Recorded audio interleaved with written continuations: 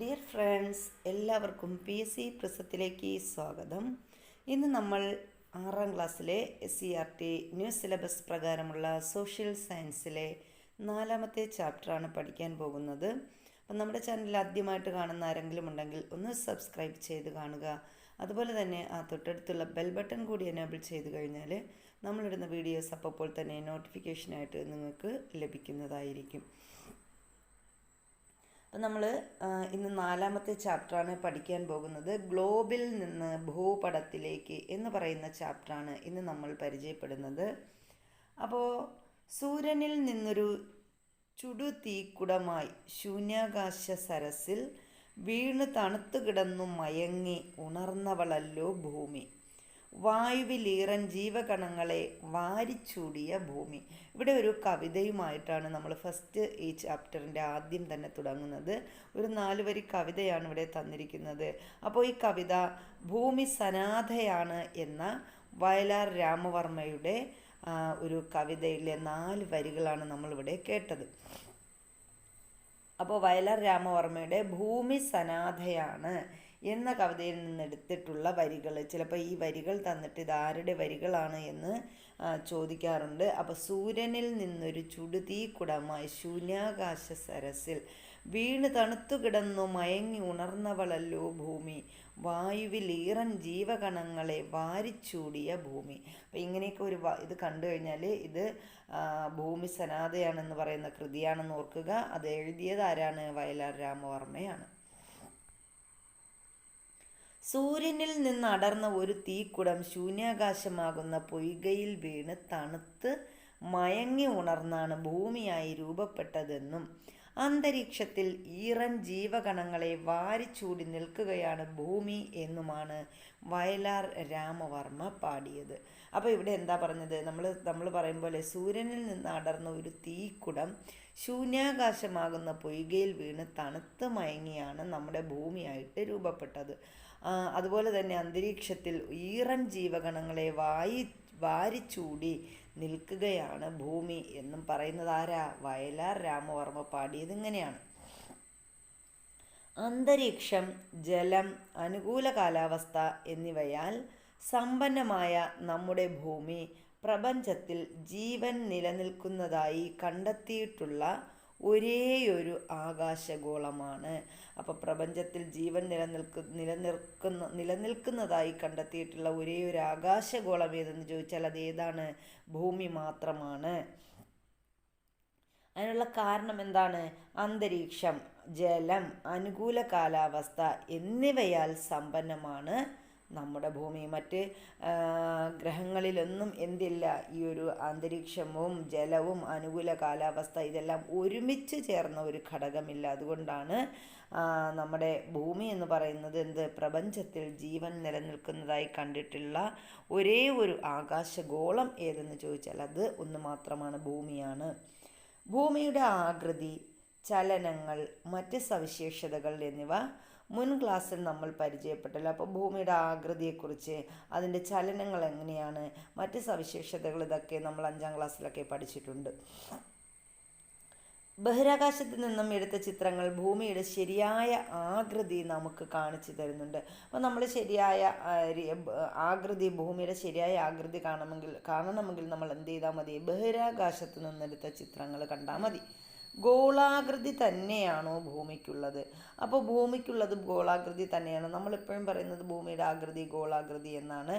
പക്ഷേ ധ്രുവങ്ങളിൽ അല്പം പരന്നും മധ്യഭാഗം അല്പം തള്ളിയും കാണപ്പെടുന്ന സവിശേഷമായ ആകൃതിയാണ് ഭൂമിക്കുള്ളത്.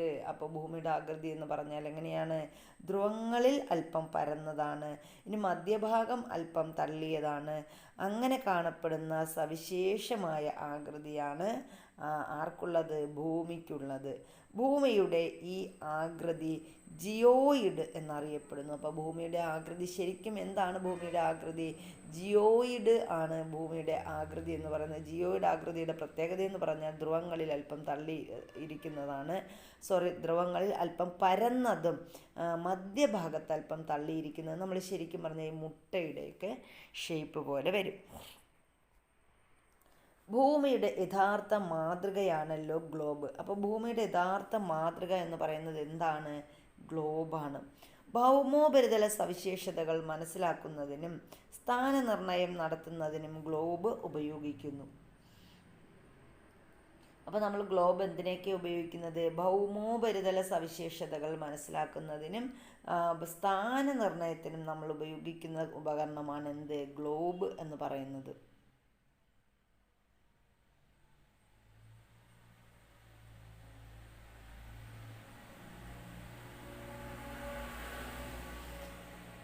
ഇനി ഗ്ലോബിലെ നെടുകയും കുറുകയുമുള്ള രേഖകൾ എന്താണെന്ന് മുൻ ക്ലാസ്സുകളിൽ പരിചയപ്പെട്ടതാണ്. അപ്പം നമ്മൾ 5ാം ക്ലാസ്സിലെ ചാപ്റ്റർ പഠിച്ചിട്ട് വേണം, നമ്മൾ ഇതിൻ്റെ ഒരു കണ്ടിന്യൂഷനാണ് ഈ 6ാം ക്ലാസ്സിലെ ചാപ്റ്റേഴ്സ് എന്ന് പറയുന്നത്. അപ്പോൾ അത് പഠിച്ചു കഴിഞ്ഞാൽ നമുക്ക് ഓരോ ക്ലാസ്സിലും, ശരിക്കും പറഞ്ഞാൽ ഈ ന്യൂ സിലബസ് പ്രകാരമുള്ളതായതുകൊണ്ട് നമ്മൾ ഓരോ ക്ലാസ്സും 5ാം ക്ലാസ് 6ാം ക്ലാസ് അങ്ങനെ ഓരോ ക്ലാസ്സിലെയും ഈ ടെക്സ്റ്റ് ബുക്ക് പഠിക്കുമ്പോൾ അതിൻ്റെ കണ്ടിന്യൂഷൻ നമുക്ക് കിട്ടും. ഇത് ഓരോന്നും കണ്ടിന്യൂ ആയിട്ടാണ് ഇപ്പോഴത്തെ ടെക്സ്റ്റ് ബുക്കിൽ വന്നിരിക്കുന്നത്. അതുകൊണ്ട് നമുക്ക് ആ ഒരു കണ്ടിന്യൂഷൻ കിട്ടും. ഇനി നമ്മൾ പറയുന്നത് അക്ഷാംശ രേഖകളെക്കുറിച്ചാണ്, അല്ലെങ്കിൽ നമ്മൾ ലൈൻ ഓഫ് ലാറ്റിറ്റ്യൂഡ് എന്ന് പറയും. അക്ഷാംശ രേഖകൾ ഭൂകേന്ദ്രം ആധാരമാക്കി ഭൂമധ്യരേഖയുടെ ഇരുവശത്തും ഒരേ കോണീയ അകലത്തിലുള്ള ബിന്ദുക്കളെ തമ്മിൽ ബന്ധിപ്പിച്ചുകൊണ്ട് വരയ്ക്കുന്ന സാങ്കല്പിക രേഖകളാണ് അക്ഷാംശ രേഖകൾ. അപ്പോൾ അക്ഷാംശ രേഖകൾ എന്ന് പറഞ്ഞാൽ എങ്ങനെയാണ്? ഈ കാണുന്നല്ലോ, ഇങ്ങനെ നമ്മൾ വരയ്ക്കുന്ന ഈ രേഖകളാണ് എന്തെന്ന് പറയുന്നത്? അക്ഷാംശ രേഖകൾ. അപ്പോൾ നമ്മൾ ഭൂമിയെ കാണുന്നത് എങ്കിൽ ഭൂമിയുടെ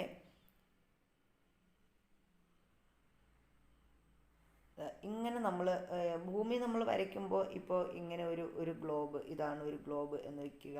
അപ്പോൾ നമ്മൾ കാണുന്നത് ഇങ്ങനെ മാത്രമേ കാണത്തുള്ളൂ, ഇത്ര മാത്രം. ഈ കാണുന്ന ഈ ഒരു രേഖ, ഇതിനെയാണ് നമ്മൾ എന്തെന്ന് പറയുന്നത്? ഇതാണ് അക്ഷാംശ രേഖകൾ. അപ്പോൾ ഇങ്ങനെയാണ് അക്ഷാംശ രേഖകളുടെ ആകൃതി. അപ്പോൾ ഇതിങ്ങനെ മൊത്തത്തിൽ വരുമ്പോഴാണ് നമ്മളിത് ഈ റൗണ്ട് മൊത്തത്തിൽ നമ്മൾ കാണുന്നത്. ഇതല്ലാതെ നമ്മൾ ഇത്ര സ്ഥലമേ കാണത്തുള്ളൂ. അപ്പം ഇതാണ് അക്ഷാംശ രേഖകൾ എന്ന് പറയുന്നത്. അപ്പോൾ എന്താ പറഞ്ഞത്? ഭൂകേന്ദ്രം ആധാരമാക്കി. അപ്പോൾ ഭൂമിയുടെ കേന്ദ്രം ഏതാണെന്ന് നമുക്കറിയാം. ഇതാണ് ഭൂമിയുടെ സെൻറ്റർ, അല്ലെങ്കിൽ ഭൂകേന്ദ്രം എന്ന് പറയുന്നത്. ഇതാണ് കേന്ദ്രം. അപ്പോൾ ഈ ഭൂകേന്ദ്രത്തെ ആധാരമാക്കിയാണ് നമ്മൾ എന്ത് ചെയ്യുന്നത്? ഈ ഒരു അക്ഷാംശ രേഖകൾ വരയ്ക്കുന്നത്. അപ്പോൾ ഭൂകേന്ദ്രം ആധാരമാക്കി ഭൂമധ്യരേഖയുടെ ഇരുവശത്തും ഒരേ കോണീയ അകലത്തിലുള്ള ബിന്ദുക്കളെ തമ്മിൽ ബന്ധിപ്പിച്ചുകൊണ്ട് വരയ്ക്കുന്ന സാങ്കല്പിക രേഖകളാണ് അക്ഷാംശ രേഖകൾ. ഭൗമോപരിതലത്തിൽ ഭൂമധ്യരേഖയ്ക്ക് സമാന്തരമായി വരയ്ക്കുന്ന അക്ഷാംശ വൃത്തങ്ങളാണിവ. നമ്മൾ പറയുമല്ലോ ഭൂമധ്യരേഖ എന്ന് പറയുമ്പോൾ നമ്മൾ വരയ്ക്കുന്നത് ഇങ്ങനെയാണ്. ഭൂമധ്യരേഖ കടന്നു പോകുന്നത് ഇങ്ങനെയാണ്. അപ്പോൾ ഈ ഭൂമധ്യരേഖയെ സമാന്തരമായി വരയ്ക്കുന്ന രേഖകൾ ഒരേ കോണീയ അളവിലായിരിക്കും. ഇത് സാങ്കല്പിക രേഖയാണ്. ഇതിനെയാണ് നമ്മൾ എന്തെന്ന് പറയുന്നത്? അക്ഷാംശ രേഖകളെന്ന് പറയുന്നത്. ഇനി ഇവിടെ പറഞ്ഞിരിക്കുന്നത് ചിത്രം 4.1 നിരീക്ഷിച്ച് ഏറ്റവും വലിയ അക്ഷാംശ വൃത്തം കണ്ടെത്തൂ. അപ്പോൾ ഇവിടെ ഏതാണ് ഏറ്റവും വലിയ അക്ഷാംശം എന്ന് നമുക്ക് നോക്കാം. അപ്പോൾ ഇവിടെ നമ്മൾ നോക്കുമ്പം ഏറ്റവും വലിപ്പമുള്ളത് ഏതാണ്? നമ്മളിത് ഓരോന്നും, ഇത് വളരെ ചെറുതാണ്, ഇത് രണ്ടാമത്. അപ്പോൾ നമുക്കറിയാം ഇതാണ് ഏറ്റവും വലുത്. അപ്പോൾ ഏറ്റവും വലിയ അക്ഷാംശ രേഖ എന്ന് പറയുന്നത് ഈ കാണുന്ന, ഈ സെൻറ്ററിൽ കാണുന്ന ഇതാണ്. അപ്പോൾ 0 ഡിഗ്രി അക്ഷാംശ വൃത്തമാണ് ഏറ്റവും വലിപ്പമുള്ളതെന്ന് കണ്ടെത്തിയല്ലോ. അപ്പോൾ ഇതിന് 0 ഡിഗ്രിയാണുള്ളത്. അപ്പോൾ ഈ 0 ഡിഗ്രി അക്ഷാംശമാണ് ഏറ്റവും വലിപ്പമുള്ളത്. ഈ 0 ഡിഗ്രി അക്ഷാംശ വൃത്തത്തിന് പറയുന്ന പേരാണ് ഭൂമധ്യരേഖ. അപ്പോൾ 0 ഡിഗ്രി അക്ഷാംശ രേഖയ്ക്ക് നമ്മൾ എന്തെന്ന് പറയും? ഭൂമധ്യരേഖ അല്ലെങ്കിൽ ഇക്വേറ്റർ എന്ന് പറയും. ഇനി ഗ്ലോബിൽ ഭൂമധ്യരേഖയുടെ വടക്കും തെക്കുമായി അക്ഷാംശ രേഖകൾ വരച്ചിരിക്കുന്നത് നിരീക്ഷിക്കൂ. അപ്പോൾ അതാ ഭൂമധ്യരേഖയുടെ വടക്ക് 90 ഡിഗ്രി നോർത്ത് നമ്മളിവിടെ കണ്ടു. 90 ഡിഗ്രി നോർത്തായിട്ടും അതുപോലെ 90 ഡിഗ്രി സൗത്തിലും എന്തുണ്ട്, അക്ഷാംശ രേഖകൾ വരച്ചിട്ടുണ്ട്. അപ്പോൾ വടക്കും തെക്കുമായി അക്ഷാംശ രേഖകൾ വരച്ചിരിക്കുന്നത് നമ്മൾ കണ്ടു. എല്ലാ അക്ഷാംശ വൃത്തങ്ങൾക്കും ഒരേ വലിപ്പമാണോ? അല്ല. ഇവിടെ എല്ലാ അക്ഷാംശ രേഖകൾക്കും ഒരേ വലിപ്പമല്ല. 90 ഡിഗ്രി നോർത്ത് ഉണ്ട്, 90 ഡിഗ്രി സൗത്ത്. അത് കഴിഞ്ഞ് 60 ഡിഗ്രി നോർത്ത് ഉണ്ട്, 60 ഡിഗ്രി സൗത്ത്. അത് കഴിഞ്ഞ് വരുന്നതിന് 30 ഡിഗ്രി സൗത്ത്, 30 ഡിഗ്രി നോർത്ത്. അങ്ങനെയാണ് അക്ഷാംശ രേഖകൾ വരച്ചിരിക്കുന്നത്. അപ്പോൾ എല്ലാവയ്ക്കും ഒരേ വലിപ്പം അല്ല. ഭൂമധ്യരേഖയിൽ നിന്നും ഇരുവശങ്ങളിലേക്ക് പോകുന്തോറും അക്ഷാംശ വൃത്തങ്ങളുടെ വലുപ്പം കുറഞ്ഞു വരുന്നതായി കാണാം. അപ്പോൾ ചിത്രം കാണുമ്പോൾ തന്നെ നമുക്കറിയാം ഭൂമധ്യരേഖയാണ് ഏറ്റവും വലുത്, 0 ഡിഗ്രി ആണെന്ന് പഠിച്ചു. ഈ ഭൂമധ്യരേഖയിൽ നിന്ന് ഇരുവശങ്ങളിലേക്ക് പോകുന്തോറും എന്ത് ചെയ്യുന്നു, അക്ഷാംശ രേഖകളുടെ വലിപ്പം കുറഞ്ഞു വരുന്നു. ഇനി നോക്കാം അക്ഷാംശ രേഖകൾ വരച്ച് നോക്കിയാലോ. അപ്പോൾ ഇവിടെ അക്ഷാംശ രേഖകൾ വരച്ച് നോക്കാനായിട്ട് ഇങ്ങനെ പറഞ്ഞിട്ടുണ്ട്, നമുക്ക് നോക്കാം. അകം പൊള്ളയല്ലാത്ത ഒരു റബ്ബർ പന്തിനെ 2 തുല്യ ഭാഗങ്ങളായി ഛേദിക്കുക. അപ്പോൾ ഇവിടെ ഒരു ചിത്രമൊക്കെ തന്നിട്ടുണ്ട്. 2 പകുതിയിലും കോൺ മാപിനി ഉപയോഗിച്ച് ചിത്രത്തിൽ കാണുന്നത് പോലെ 0 ഡിഗ്രി മുതൽ 90 ഡിഗ്രി വരെ കോണളവ് രണ്ടിലും 0 ഡിഗ്രി മുതൽ 90 ഡിഗ്രി വരെ കോണളവുകൾ രേഖപ്പെടുത്തുക. കോണളവുകൾ അടിസ്ഥാനമാക്കി ഛേദിച്ച ഭാഗത്തിൻ്റെ മധ്യത്തിലേക്ക് ചിത്രത്തിൽ കാണുന്നത് പോലെ രേഖകൾ വരച്ച് യോജിപ്പിക്കൂ. ഇനി ഈ വരകളെ ഉപരിതലത്തിലേക്ക് നീട്ടി വരച്ച് തുല്യ കോണളവുകളെ യോജിപ്പിക്കൂ. തുടർന്ന് മറ്റേ പകുതിയിലും ഇതുപോലെ വരച്ച് ചേർക്കുക. 2 പകുതികളും ചേർത്ത് ഒട്ടിക്കുക. അക്ഷാംശ വൃത്തങ്ങൾ വരച്ച പന്ത് ലഭ്യമാകും. ഇത് നമ്മളൊരു വർക്ക് ചെയ്യുന്നതിന് വേണ്ടി കുട്ടികൾക്ക് നൽകിയിരിക്കുന്നതാണ്. ഇനി നമ്മൾ അടുത്ത് നോക്കുന്നത് ഭൂമധ്യരേഖയെ അടിസ്ഥാനമാക്കി ഭൂമിയെ 2 അർദ്ധഗോളങ്ങളായി സങ്കല്പിക്കാം. അപ്പം നമ്മളിതാ ഭൂമധ്യരേഖ, ഇവിടെ നമ്മളെ ഭൂമധ്യരേഖയുണ്ടെന്ന് സങ്കല്പിക്കുക. ഇനി ഈ ഭൂമധ്യരേഖയെ അടിസ്ഥാനമാക്കി നമ്മൾ എന്ത് ചെയ്യുന്നു, ഭൂമിയെ 2 അർദ്ധഗോളങ്ങളാക്കി മാറ്റുന്നു. അപ്പോൾ ഭൂമിയെ 2 അർദ്ധഗോളങ്ങളായി നമ്മൾ സങ്കല്പിച്ചു. ഭൂമധ്യരേഖയുടെ വടക്ക് ഭാഗത്തുള്ള അർദ്ധഗോളം ഉത്തരാർദ്ധഗോളം. ഈ കാണുന്ന വടക്ക് ഭാഗത്ത്, ഈ ഒരു ഭാഗത്തെ നമ്മൾ എന്തെന്ന് പറയുന്നു, ഉത്തരാർദ്ധഗോളം എന്ന് പറയുന്നു. ഇനി ഭൂമധ്യരേഖയുടെ തെക്ക് ഭാഗത്തുള്ള ഗോളത്തെ ദക്ഷിണാർദ്ധഗോളം. തെക്ക് ഭാഗത്താണെങ്കിൽ എന്തെന്ന് നമ്മൾ പറയുന്നു, ദക്ഷിണാർദ്ധഗോളം എന്ന് പറയുന്നു. അപ്പോൾ മനസ്സിലായല്ലോ. ഭൂമധ്യരേഖയെ അടിസ്ഥാനമാക്കി നമ്മൾ ഭൂമിയെ 2 അർദ്ധഭാഗങ്ങളായിട്ട് ചിത്രീകരിച്ചാൽ ഭൂമധ്യരേഖയുടെ വടക്ക് ഭാഗത്തുള്ള അർദ്ധഗോളം ഉത്തരാർദ്ധഗോളമെന്നും ഭൂമധ്യരേഖയുടെ തെക്ക് ഭാഗത്തുള്ള അർദ്ധഗോളം ദക്ഷിണാർദ്ധഗോളമെന്നും അറിയപ്പെടുന്നു. ഇനി ഇവിടെ ഗ്ലോബ് നിരീക്ഷിച്ച് തന്നിരിക്കുന്ന പട്ടിക പൂർത്തിയാക്കാൻ പറഞ്ഞിട്ടുണ്ട്. ഉത്തരാർദ്ധഗോളത്തിൽ ഉൾപ്പെട്ട ഭൂഖണ്ഡങ്ങൾ ഏതെല്ലാം? അപ്പോൾ ഉത്തരാർദ്ധഗോളത്തിൽ വരുന്ന ഭൂഖണ്ഡങ്ങൾ ഏതൊക്കെയാണ് എന്ന് നോക്കിയാൽ നമുക്ക് പെട്ടെന്ന് മനസ്സിലാക്കാൻ സാധിക്കും ഏതൊക്കെയാ. അപ്പോൾ ഉത്തരാർദ്ധഗോളത്തിൽ ഉൾപ്പെട്ട ഭൂഖണ്ഡങ്ങൾ ഏതൊക്കെയാണെന്ന് ചോദിച്ചാൽ നമുക്ക് പറയാം. നമ്മുടെ ഏഷ്യ വരും. ഏഷ്യ, അതുപോലെ വടക്കേ അമേരിക്ക,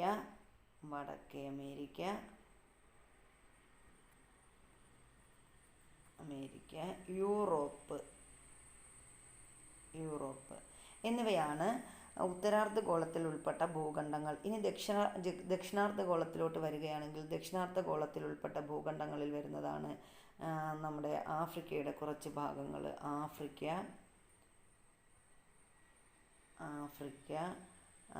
ആഫ്രിക്കയുടെ കുറച്ച് ഭാഗങ്ങളാണ്. അതുപോലെ തെക്കേ അമേരിക്ക, അന്റാർട്ടിക്ക പൂർണ്ണമായും ദക്ഷിണാർദ്ധഗോളത്തിലാണ്. അന്റാർട്ടിക്ക, അതുപോലെ ഓഷ്യാനിയ അല്ലെങ്കിൽ ഓസ്ട്രേലിയ, ഓസ്ട്രേലിയ അഥവാ ഓഷ്യാനിയ. അപ്പോൾ ഇത്രയും എന്താണ് നമ്മുടെ ദക്ഷിണാർദ്ധഗോളത്തിൽ ഉൾപ്പെട്ട ഭൂഖണ്ഡങ്ങളാണ്. ഇനി 2 അർദ്ധഗോളങ്ങളിലുമായി വ്യാപിച്ചു കിടക്കുന്ന ഭൂഖണ്ഡങ്ങൾ ഏതൊക്കെ എന്ന് ചോദിച്ചാൽ,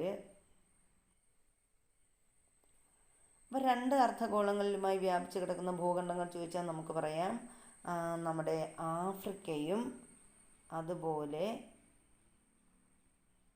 തെക്കേ അമേരിക്കയും. ആഫ്രിക്ക, തെക്കേ അമേരിക്ക.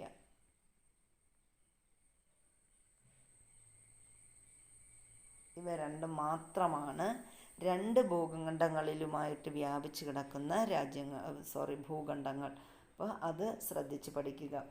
ഇനി ഭൂമധ്യരേഖ അഥവാ 0 ഡിഗ്രി അക്ഷാംശ വൃത്തം, അതിൽ നിന്നും വടക്കോട്ടും തെക്കോട്ടും പോകുന്തോറും അക്ഷാംശവൃത്തങ്ങളുടെ വലിപ്പം കുറഞ്ഞു വരുന്നതായി കാണുന്നില്ലേ? അപ്പോൾ നമ്മളിപ്പോൾ നേരത്തെ പറഞ്ഞു ഭൂമധ്യരേഖ ഇവിടെ കാണിച്ചിരിക്കുന്നത് ഈ റെഡ് ലൈനിലാണ് ഭൂമധ്യരേഖ. ഈ ഭൂമധ്യരേഖയിൽ നിന്നും വടക്കോട്ടും തെക്കോട്ടും പോകുന്തോറും നമ്മുടെ അക്ഷാംശവൃത്തങ്ങളുടെ വലിപ്പത്തിൽ വരുന്ന വ്യത്യാസം എന്താണ്? അത് കുറഞ്ഞു വരുന്നു. അക്ഷാംശവൃത്തങ്ങളുടെ വലിപ്പം കുറഞ്ഞു വന്ന് 90 ഡിഗ്രി വടക്ക്, 90 ഡിഗ്രി തെക്ക് എന്നീ ബിന്ദുക്കളിൽ അവസാനിക്കുന്നതായി കാണാം. അപ്പോൾ ഇത് വലിപ്പം കുറഞ്ഞു വന്ന് എന്ത് ചെയ്യുന്നു? 90 ഡിഗ്രി വടക്ക്, 90 ഡിഗ്രി തെക്ക് എന്നീ 2 അക്ഷാംശങ്ങളിൽ അവസാനിക്കുന്നുമുണ്ട്, 2 ബിന്ദുക്കളിൽ അവസാനിക്കുന്നു. 90 ഡിഗ്രി വടക്കുള്ള അക്ഷാംശത്തെ ഉത്തരധ്രുവം അഥവാ നോർത്ത് പോൾ എന്നും 90 ഡിഗ്രി തെക്കുള്ള അക്ഷാംശത്തെ ദക്ഷിണധ്രുവം അഥവാ സൗത്ത് പോൾ എന്നും വിളിക്കുന്നു. അപ്പോൾ 90 ഡിഗ്രി വടക്കുള്ള അക്ഷാംശത്തെ നമ്മൾ എന്ത് പേരിൽ വിളിക്കും? 90 ഡിഗ്രി വടക്കാണെങ്കിൽ, നോർത്താണെങ്കിൽ അതിനെ നമ്മൾ നോർത്ത് പോൾ അല്ലെങ്കിൽ ഉത്തരധ്രുവം എന്ന് വിളിക്കും. ഇനി 90 ഡിഗ്രി സൗത്ത് ആണെങ്കിലോ, 90 ഡിഗ്രി സൗത്ത് ആണെങ്കിൽ അതിനെ നമ്മൾ സൗത്ത് പോൾ അല്ലെങ്കിൽ നമ്മൾ ദക്ഷിണധ്രുവം എന്നും വിളിക്കുന്നു. ഭൂമധ്യരേഖയ്ക്ക് വടക്കുള്ള അക്ഷാംശങ്ങൾ ഉത്തര അക്ഷാംശങ്ങൾ എന്നും തെക്കുള്ള അക്ഷാംശങ്ങൾ ദക്ഷിണ അക്ഷാംശങ്ങൾ എന്നും അറിയപ്പെടുന്നു. അപ്പോൾ ഭൂമധ്യരേഖയ്ക്ക് വടക്കുള്ള അക്ഷാംശങ്ങൾ ചോദിച്ചാൽ അതെങ്ങനെയാണ്? ഉത്തരാക്ഷാംശം എന്നറിയപ്പെടുന്നു. ഭൂമധ്യരേഖയ്ക്ക് തെക്കുള്ള അക്ഷാംശങ്ങൾ ചോദിച്ചാൽ അത് ദക്ഷിണ അക്ഷാംശങ്ങൾ എന്നും അറിയപ്പെടുന്നു. ഇനി ഉത്തരധ്രുവവും ദക്ഷിണ ധ്രുവവും ഇവിടെ രണ്ടും എന്താണ്? ഭൂമധ്യരേഖയുടെ ദക്ഷിണ ധ്രുവം ഈ കാണുന്നതാണ് ഉത്തരധ്രുവം, ഈ കാണുന്നതാണ് ദക്ഷിണ ധ്രുവം. ദാണ്ട് ഈ 2 എണ്ണം, ഇവ രണ്ടുമാണ് ഇവിടെ ധ്രുവങ്ങളായിട്ട് നമുക്ക് പറയാൻ പറ്റുന്നത്. ചിത്രത്തിൽ ഉത്തരധ്രുവവും ദക്ഷിണ ധ്രുവവും നിരീക്ഷിക്കൂ. ധ്രുവങ്ങളെ യോജിപ്പിച്ചുകൊണ്ട് ഭൂമിക്കുള്ളിലെ ഒരു നേർരേഖ സങ്കല്പിച്ചാൽ അതാണ് ഭൂമിയുടെ അച്ചുതണ്ട് അഥവാ ആക്സിസ് എന്ന് പറയുന്നത്. അപ്പം നമ്മൾ ഉത്തരധ്രുവവും ദക്ഷിണധ്രുവവും നിരീക്ഷിക്കൂ. അതിൽ ധ്രുവങ്ങളെ യോജിപ്പിച്ചുകൊണ്ട് ഭൂമിക്കുള്ളിലൂടെ നമ്മളൊരു നേർരേഖ സങ്കല്പിച്ചാൽ അതാണ് ഭൂമിയുടെ അച്ചുതണ്ട് എന്ന് പറയുന്നത്. അപ്പോൾ നമ്മൾ ഈ ഒരു ദക്ഷിണധ്രുവവും ഉത്തരധ്രുവവും നോക്കണേ. ആ ഉത്തരധ്രുവവും ദക്ഷിണധ്രുവവും നോക്കിയിട്ട് ധ്രുവങ്ങളെ നമ്മൾ എന്ത് ചെയ്യുന്നു? യോജിപ്പിക്കുന്നു. ഈ 2 ധ്രുവങ്ങളെ കൂടി നമ്മളിതാ ഇവിടെ നിന്നും ഇവിടം വരെയും ഇവിടെ നിന്നും ഇവിടം വരെയും നമ്മൾ യോജിപ്പിക്കുന്നു. അങ്ങനെ യോജിപ്പിച്ച് വരയ്ക്കുമ്പോൾ നമുക്ക് എന്ത് കിട്ടുന്നു? ഒരു നേർരേഖ ഇങ്ങനെ കിട്ടുന്നു. അതായത് 2ലും ഒരു നേർരേഖ കിട്ടും, ഇതേപോലെ ഒരു നേർരേഖ കിട്ടും. അങ്ങനെ വരയ്ക്കുന്ന നേർരേഖ അതിനെ നമ്മൾ എന്തെന്ന് പറയുന്നു?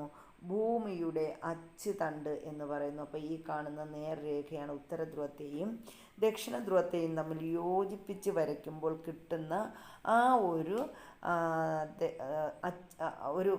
എന്താണ് നേർരേഖ. ആ നേർരേഖ ഈ കാണുന്നതാണ് ആ നേർരേഖ. ആ നേർരേഖയാണ് നമ്മൾ ഭൂമിയുടെ അച്ചുതണ്ട് അഥവാ ആക്സിസ് എന്ന് പറയുന്നത്. ഈ സാങ്കല്പിക അച്ചുതണ്ടിനെ ആധാരമാക്കിയാണ് ഭൂമി ഭ്രമണം ചെയ്യുന്നത്. അപ്പോൾ നമ്മൾ കണ്ടല്ലോ ആ അച്ചുതണ്ടിനെ, അതൊരു സാങ്കല്പിക അച്ചുതണ്ടാണ്. ആ അച്ചുതണ്ടിനെ ആധാരമാക്കിയാണ് നമ്മുടെ ഭൂമി എന്ത് ചെയ്യുന്നത്? ഭ്രമണം ചെയ്യുന്നത്. അച്ചുതണ്ടിനെ ഭൂമിയുടെ പരിക്രമണ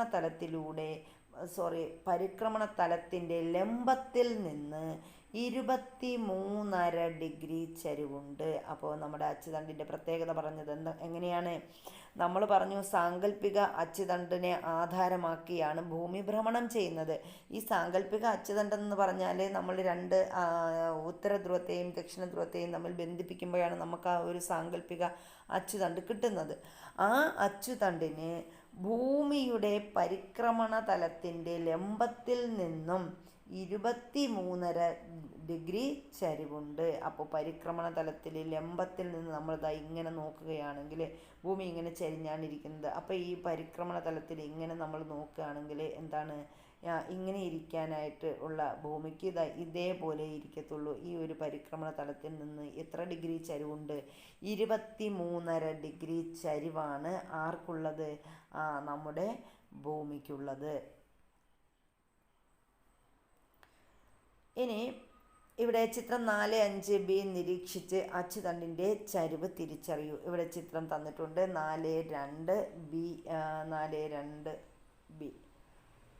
അപ്പോൾ ഇവിടെ തന്നിട്ടുണ്ട് നമ്മുടെ അച്ചുതണ്ടിൻ്റെ ചരിവ് തന്നിരിക്കുന്ന ഒരു ചിത്രമാണ് ഇവിടെയുള്ളത്. അപ്പോൾ നമുക്കൊന്ന് നോക്കാം. 4.5bയിൽ ഇങ്ങനെയാണ് തന്നിരിക്കുന്നത്. അപ്പോൾ ഇവിടെയാണ് നമ്മുടെ പരിക്രമണ തലത്തിൻ്റെ ലംബം. കുറച്ചുകൂടെ വലിച്ചു നീട്ടാം നമുക്ക്. അപ്പോൾ പരിക്രമണ തലത്തിൻ്റെ ലംബം ഇവിടെ തന്നിട്ടുണ്ട്. ഈ ഒരു ചിത്രം നമുക്ക് കണ്ടു കഴിഞ്ഞാൽ നമുക്ക് മനസ്സിലാവുന്നത് ഇത് കണ്ടോ, ഇതാണ് നമ്മുടെ ശരിക്കുള്ള ഈ ഒരു ഭൂമിയുടെ ആ ഒരു ചിത്രം എന്ന് പറയുന്നത് ഈ ഒരു പരിക്രമണ തലം. അപ്പോൾ ഇവിടെ നിന്ന് നമ്മൾ നേരെ നോക്കുകയാണെങ്കിൽ ഈ അച്ചുതണ്ട് ഭൂമി ഇങ്ങനെ ഇരിക്കുമ്പം ഇതിന് ഇത്ര ചരിവ് വരും. ഇങ്ങനെ ഒരു ചരിവാണ് വരുന്നത്. ശരിക്കും പറഞ്ഞാൽ നമ്മൾ ഇവിടെ നിന്ന് ഇത്ര വരുമ്പം നമുക്ക് എന്ത് മനസ്സിലാക്കാം? ഈ പരിക്രമണ തലത്തിൻ്റെ ലംബത്തിൽ നിന്ന് 23.5 ചരിവ്, ഇതാണ് ഈ ഭാഗത്തെ ചരിവ് എന്ന് പറയുന്നത്. അപ്പോൾ ഇങ്ങനെ നമ്മൾ ഉത്തര ധ്രുവവും ദക്ഷിണ ധ്രുവവും തമ്മിൽ ഇങ്ങനെയല്ലേ നേരെയല്ലേ വരച്ചത്. അപ്പോൾ ഇവിടുത്തെ ഈ ഒരു ചരിവ് എന്ന് പറയുന്നത് ഈ ഒരു ചരിവാണ്. അപ്പോൾ ലംബതലത്തിൽ നിന്ന് എത്ര ഡിഗ്രി? പരിക്രമണ തലത്തിൻ്റെ ലംബത്തിൽ നിന്ന് 23.5 ചരിവാണ് ആർക്കുള്ളത്?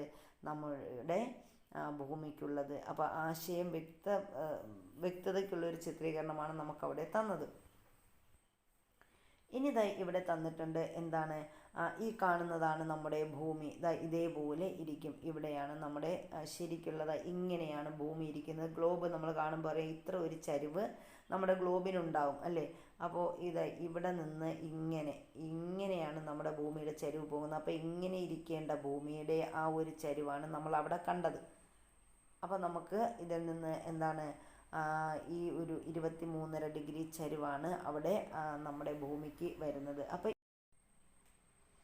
ഇനി നമ്മൾ ഇവിടെ ഒരു ഗ്ലോബിൻ്റെ ചിത്രീകരണമാണ് ഇവിടെ നമുക്ക് തന്നിരിക്കുന്നത്. അപ്പോൾ ഇതിൽ നിന്ന് നമുക്ക് എന്താണ് നമ്മുടെ ഈ ഒരു അക്ഷാംശ രേഖകൾ ഏതൊക്കെയാണെന്ന് നമുക്ക് മനസ്സിലാക്കാൻ പറ്റും. അപ്പോൾ നമുക്ക് നോക്കാം. അതിൽ ഈ കാണുന്ന ഏറ്റവും വലിയ ഇതൊരു ചരിവ്, അച്ചുതണ്ടിൻ്റെ ഈ ഒരു ചരിവ്, ഇതാണ് അച്ചുതണ്ടിൻ്റെ ആ ഒരു ചരിവ് എന്ന് പറയുന്നത്. ഇങ്ങനെയല്ല, ഇവിടെ വരുമ്പോൾ ഈ 23.5 നമുക്ക് ഇവിടെ ദൃശ്യമാകും. 23.5 ഇവിടെ ഉണ്ട്. ആ ഒരു ചരിവ് അവിടെ ഉണ്ടായിരിക്കും. ഇനി അപ്പോൾ നമ്മുടെ ഭൂമിയുടെ ഈ ഒരു 0 ഡിഗ്രി അക്ഷാംശം, അതാണ് നമ്മളിവിടെ സെൻറ്ററിൽ കാണുന്ന, ഇതാണ് 0 ഡിഗ്രി അക്ഷാംശം. ഈ ഒരു ഇതാണ് ഇവിടുത്തെ ഏറ്റവും വലിയ അക്ഷാംശ രേഖ എന്ന് പറയുന്നത്. ഇതിനെയാണ് നമ്മൾ ഭൂമധ്യരേഖ എന്ന് പറയുന്നത്. ഇനി ഭൂമധ്യരേഖയ്ക്ക് വടക്കോട്ട് പോകുമ്പോൾ അവിടെ 23.5 വടക്ക് ആയിട്ട് ഉത്തരായന രേഖ അഥവാ ട്രോപ്പിക് ഓഫ് ക്യാൻസർ ഉണ്ടായിരിക്കും. അപ്പോൾ ഉത്തരായന രേഖയുടെ മറ്റൊരു പേരാണ് ട്രോപ്പിക് ഓഫ് ക്യാൻസർ. അപ്പോൾ അത് 23.5 ഭൂമധ്യരേഖയ്ക്ക് മുകളിലായിട്ട് 23.5 വടക്കായിട്ടാണ് ഉത്തരായന രേഖ. ഇനി അടുത്ത് നമ്മൾ അതുപോലെ ഭൂമധ്യരേഖയ്ക്ക് താഴോട്ട് വരുമ്പോൾ അവിടെ എന്തുണ്ട്? 23.5 തെക്കായിട്ട് ദക്ഷിണായന രേഖ അഥവാ ട്രോപ്പിക് ഓഫ് കാപ്രിക്കോൺ എന്ന് പറയും. ദക്ഷിണായന രേഖയുണ്ട്. അപ്പോൾ ഭൂമധ്യരേഖയ്ക്ക് വടക്ക് ആണെങ്കിൽ അത് ഉത്തരായന രേഖയും ഭൂമധ്യരേഖയ്ക്ക് തെക്ക് ആണെങ്കിൽ അതെന്തുമാണ്? ദക്ഷിണായന രേഖയുമാണ്. അപ്പോൾ ഭൂമധ്യരേഖയ്ക്ക് വടക്കായിട്ട് 23.5 വടക്ക് ആണെങ്കിൽ ഉത്തരായന രേഖ, 23.5 തെക്കാണെങ്കിൽ ഏതാണ്? ദക്ഷിണായന രേഖയുമാണ്. ഇനി നമ്മൾ അതിന് മുകളിലോട്ട് പോകുമ്പോൾ നമുക്ക് കിട്ടുന്നത് 66.5 വടക്ക് പോകുമ്പോൾ എന്താണ്? അവിടെ ആർട്ടിക് വൃത്തമുണ്ട്. ഇനി താഴോട്ട് വരുമ്പോൾ 66.5 തെക്ക് ആയിട്ട് നമുക്ക് എന്തുമുണ്ട്? അന്റാർട്ടിക് വൃത്തവുമുണ്ട്. അപ്പോൾ ഇതാണ് നമ്മുടെ ഭൂമിയുടെ ആ ഒരു ഏകദേശ ചിത്രീകരണം എന്ന് പറയുന്നത്. ഇനി നമുക്കിവിടെ എന്താണ്? ചിത്രം 4, 5 നിരീക്ഷിച്ച് പ്രധാനപ്പെട്ട അക്ഷാംശ രേഖകളുടെ പട്ടിക പൂർത്തിയാക്കാൻ പറഞ്ഞിട്ടുണ്ട്. അപ്പോൾ പ്രധാന അക്ഷാംശ രേഖകൾ ഏതൊക്കെയാണ്? പ്രധാനപ്പെട്ട അക്ഷാംശ രേഖകൾ അതിൻ്റെ ഡിഗ്രി അളവും ഒക്കെ ഇവിടെ തന്നിട്ടുണ്ട്. അപ്പോൾ നമുക്ക് ഏതൊക്കെയാണെന്ന് നോക്കാം.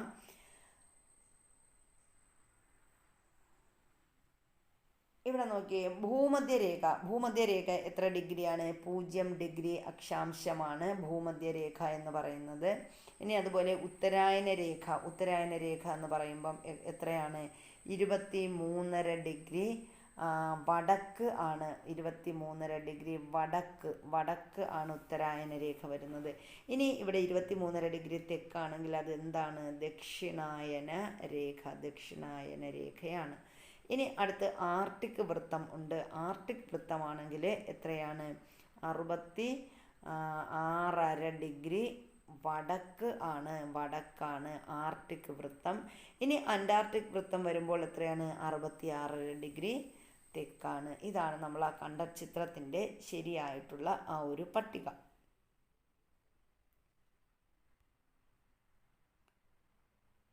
ഇനി അടുത്ത് പറയാനുള്ളത് രേഖാംശ രേഖകളെ കുറിച്ചാണ്. രേഖാംശ രേഖകൾ മുതൽ നമ്മൾ അടുത്തൊരു പാർട്ടായിട്ട് എടുക്കാം. കാരണം എല്ലാം കൂടി നമുക്ക് തിരിഞ്ഞു പോകണ്ട. അപ്പോൾ നമ്മുടെ ക്ലാസ്സുകൾ ഇഷ്ടപ്പെട്ടാൽ ലൈക്ക് ചെയ്യാൻ മറക്കരുത്. എന്തെങ്കിലുമൊക്കെ പോരായ്മകൾ ഉണ്ടെങ്കിൽ കമൻറ്റ് ബോക്സിൽ ഇടുക. ക്ലാസ്സുകൾ ഇഷ്ടപ്പെട്ടാലും കമൻറ്റ് ചെയ്യുക. അപ്പോൾ നമ്മുടെ പോരായ്മകൾ എന്തൊക്കെയാണ്, അല്ലെങ്കിൽ എന്തൊക്കെയാണ് നമ്മൾ ഇനിയും മാറ്റേണ്ടത്, ക്ലാസ്സുകളിൽ എന്തൊക്കെ മാറ്റം വരുത്തണം എന്നൊക്കെ ഉള്ള ആ ഒരു കമൻറ്റുകൾ നിങ്ങൾ ഇട്ട് കഴിഞ്ഞാൽ നമ്മൾ അടുത്ത ക്ലാസ്സുകളിൽ അതെല്ലാം മാറ്റിയിട്ടായിരിക്കും നമ്മുടെ ക്ലാസ്സുകൾ ആരംഭിക്കുന്നത്. അപ്പോൾ എല്ലാവർക്കും നല്ലൊരു ദിവസം ആശംസിക്കുന്നു. താങ്ക്